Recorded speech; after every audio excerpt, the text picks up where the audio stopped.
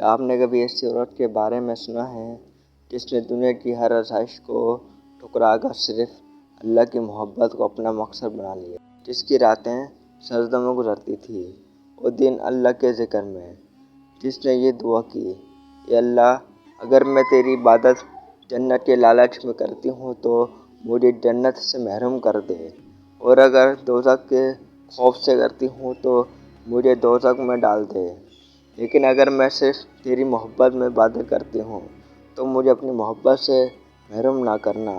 یہ عظیم ہستی ہیں رابعہ بصری، جنہیں رہبر عشق الہی کہا جاتا ہے۔ حضرت رابعہ بصری عراق میں پیدا ہوئیں۔ وہ ایک نہایت غریب گھرانے میں پیدا ہوئیں اور بچپن میں ہی والدین کا سایہ سر سے اٹھ گیا۔ کہیں تو غربت کے باعث انہیں غلامی تک کا سامنا کرنا پڑا، لیکن اللہ کو کچھ اور ہی منظور تھا۔ روایت میں آتا ہے کہ ایک دن ان کے مالک نے دیکھا کہ وہ عبادت میں مصروف ہیں اور ان کے سر پر ایک نور چمک رہا ہے۔ وہ یہ منظر دیکھ کر کانپ اٹھا اور سمجھ گیا کہ یہ عام عورت نہیں بلکہ اللہ کی ولیہ ہے۔ اسی وقت اس نے انہیں آزاد کر دیا۔ آزادی کے بعد حضرت رابعہ نے پوری زندگی زہد و تقویٰ میں گزار دی۔ نہ دنیا کی خواہش، نہ مال کی طلب، نہ نکاح کی رغبت، بس ایک ہی شوق، اللہ کی محبت۔ ان کی زندگی کا سب سے مشہور پہلو خالص محبت الہی ہے۔ وہ فرماتی تھیں کہ بندگی کا اصل مقصد نہ جنت کا لالچ ہے اور نہ جہنم کا خوف، بلکہ صرف اللہ کی رضا اور اس کی محبت ہے۔ قرآن مجید سورہ بقرہ آیت نمبر 165 میں اللہ تعالیٰ فرماتا ہے، وَالَّذِينَ آمَنُوا أَشَدُّ حُبًّا لِلَّهِ، یعنی اور ایمان والے اللہ سے سب سے زیادہ محبت کرتے ہیں۔ حضرت رابعہ بصری اس آیت کی عملی تفسیر تھی۔ ان کا ہر عمل، ہر آنسو، ہر دعا اسی محبت کا مظہر تھا۔ ایک بار کسی نے پوچھا، آپ شیطان سے نفرت کرتی ہیں؟ تو فرمایا، میرا دل اللہ کی محبت سے اتنا بھرا ہوا ہے کہ اس میں نفرت کے لیے جگہ ہی نہیں۔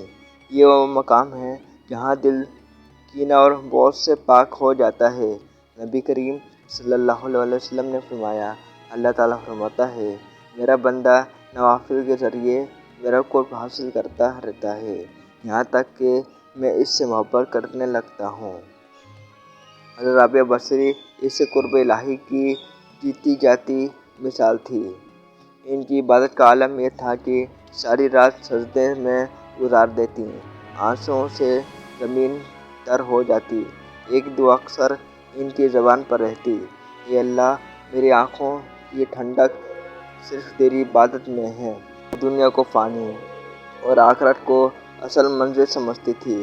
قرآن پاک سورہ رحمٰن آیت نمبر 26 اور 27 میں ارشاد ہے، یعنی ہر چیز فنا ہونے والی ہے، صرف تیرے رب کی ذات باقی رہنے والی ہے۔ حضرت رابعہ بصری نے اسی حقیقت کو اپنی زندگی کا محور بنا لیا تھا۔ حضرت رابعہ بصری کا وصال بھی اسی حال میں ہوا کہ زبان پر ذکر الہی تھا۔ انہوں نے نہ کوئی چاہا منصب چاہا، نہ شہرت کی طلب کی، لیکن اللہ نے انہیں رہتی دنیا تک عزت عطا کی۔ آج بھی ان کا نام عشق الہی، صبر، توکل اور خالص عبادت کی علامت سمجھا جاتا ہے۔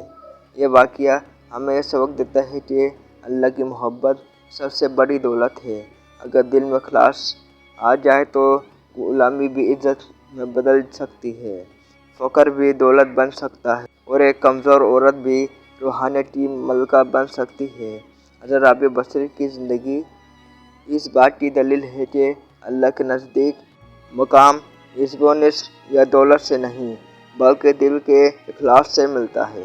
حضرت رابعہ بصری کی زندگی کا ہر پہلو اللہ کی محبت میں ڈوبا ہوا تھا۔ ایک مرتبہ لوگوں نے دیکھا کہ آپ ایک ہاتھ میں پانی کا برتن اور دوسرے ہاتھ میں آگ لیے جا رہی تھی۔ کسی نے حیرت سے پوچھا، اے رابعہ، یہ کیا کر رہی ہو؟ آپ نے جواب دیا، میں اس آگ سے جنت کو جلانا چاہتی ہوں اور اس پانی سے جہنم کو بجھانا چاہتی ہوں تاکہ لوگ صرف اللہ کی محبت میں عبادت کریں، نہ جنت کے لالچ میں اور نہ جہنم کے خوف سے۔ یہ الفاظ سن کر لوگ حیران رہ گئے۔ یہ وہ مقام تھا جہاں عبادت خالص محبت بن چکی تھی۔ ایک اور واقعہ میں آتا ہے کہ ایک شخص نے آپ سے نکاح کی خواہش ظاہر کی اور کہا، آپ جیسی نیک اور عابدہ عورت سے نکاح کرنا میرے لیے سعادت ہے۔ حضرت رابعہ نے نہایت سکون سے جواب دیا، میرا دل پہلے ہی ایک ایسی ذات کے سپرد ہو چکا ہے جس کی محبت میں کسی اور کی حاجت نہیں۔ ان کا مقصد صرف رضا الہی تھا۔ وہ دنیاوی رشتوں اور آسائشوں سے بے نیاز ہو چکی تھی۔ ان کی راتیں سجدوں میں اور دن ذکر و فکر میں گزرتے تھے۔ روایت ہے کہ جب وہ نماز میں کھڑی ہوتی تو یوں محسوس ہوتا جیسے ان کا جسم دنیا میں ہے مگر روح عرش کے قریب پہنچ چکی ہے۔ قرآن مجید سورہ الذریات آیت نمبر 56 میں ارشاد ہے، یعنی میں نے جن و انس کو صرف اپنی عبادت کے لیے پیدا کیا۔ حضرت رابعہ نے اس آیت کو اپنی زندگی کا مقصد بنا لیا تھا۔ ان کا ہر سانس عبادت تھا، ہر آنسو دعا تھا اور ہر لمحہ اللہ کی یاد سے معطر تھا۔ اور فرمایا کرتی تھی، اے اللہ، اگر میں تجھے نہ پا سکوں تو پھر مجھے کسی چیز کی خواہش نہیں۔ ان کی عاجزی کا یہ عالم تھا کہ وہ خود کو ہمیشہ گنہگار سمجھتی تھی اور اللہ کی رحمت کی امید رکھتی تھی۔ ایک بار کسی نے پوچھا، آپ اتنی عبادت کیوں کرتی ہیں؟ کیا آپ کو خوف ہے کہ اللہ آپ کو سزا دے گا؟ فرمایا، میں اپنے رب سے اس لیے محبت کرتی ہوں کہ وہ میرا رب ہے، اس کا فضل اور اس کا کرم بے پایہ ہے۔ یہ وہ مقام تھا جہاں بندہ خوف اور لالچ میں نکل کر خالص عشق میں داخل ہو جاتا ہے۔ حضرت رابعہ بصری کا وصال بھی اسی کیفیت میں ہوا کہ زبان پر ذکر الہی جاری تھا اور آنکھوں میں محبت کے آنسو۔